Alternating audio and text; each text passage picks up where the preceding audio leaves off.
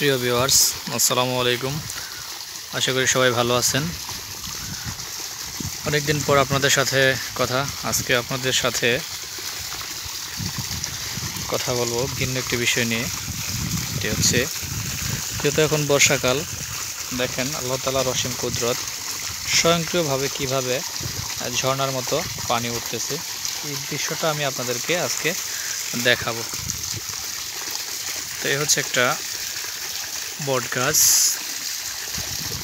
বিশাল তার এই যে শিকড়গুলো দেখেন, আর এর পাশেই আমি আপনাদেরকে দেখাবো যে কিভাবে স্বয়ংক্রিয়ভাবে পানি উঠতেছে। না আছে কোনো মোটর বা মেশিন, একাই দেখেন কিভাবে পানি উঠতেছে, মনে হয় যে ঝর্ণা। তো গ্রামের ভিতরে আসলে এই দৃশ্যগুলো দেখা যায়, যা শহরে কখনো চোখে পড়ে না। তো আমি আজকে আপনাদেরকে এই ঝর্ণাটা দেখাবো। দেখেন কিভাবে পানি উঠতেছে। এর কাছে যাওয়া অনেক কষ্ট, তবুও আমি আপনাদেরকে দেখাবো যে দেখেন পানিটা কিভাবে উঠতেছে।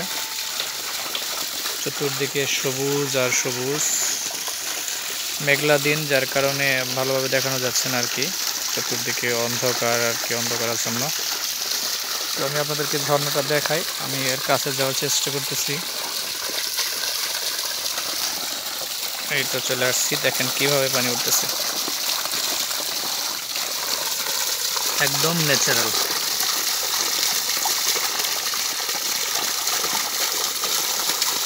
এরকম দৃশ্য খুবই বিরল।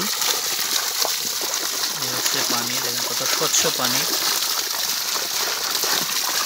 এরপরে ঘাটে দেখায়, এই পানিগুলো দেখেন একদম স্বচ্ছ, খুবই ঠান্ডা পানিটা। এটা মুখটা বন্ধ করা, দেখেন কিভাবে পানি ওঠে, অনেক সুন্দর। মনে হয় যে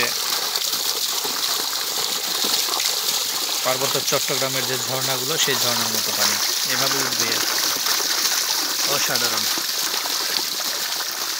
তো ধন্যবাদ সবাইকে, সবাই ভালো থাকেন, সুস্থ থাকেন। আজকের মতো বিদায় নিচ্ছি, আল্লাহ হাফেজ।